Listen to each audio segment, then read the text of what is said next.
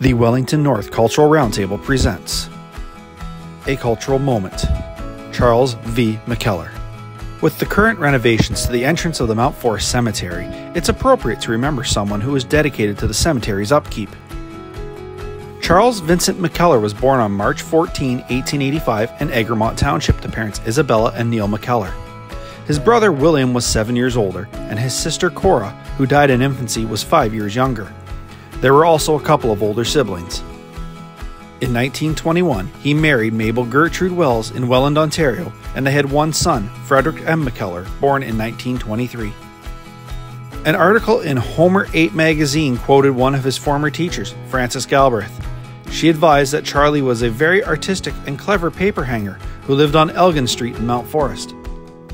Homer had published a poem titled Just a Wondering, written by Charlie.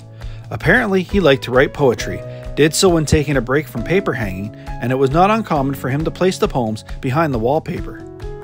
This particular poem was written in 1951 and was discovered 30 years later by Stephen and Susan Westmore, who lived at Queen and Dublin Streets. He was also talented at skating.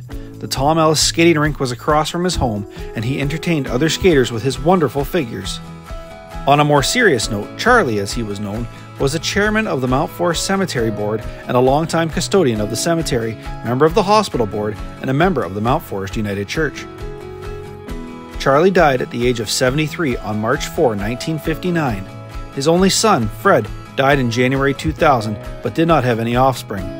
Both Charles and his wife, and their son and his wife, are buried in the Mount Forest Cemetery. Just inside the main gate to the cemetery, there is a flower bed and plaque to the dedication of Charles V. Mckellar. Over the years, the walls of the flower bed have deteriorated. As part of the renovations to the cemetery entrance, the flower bed will also be refurbished. The upper tier will be removed and the plaque restored.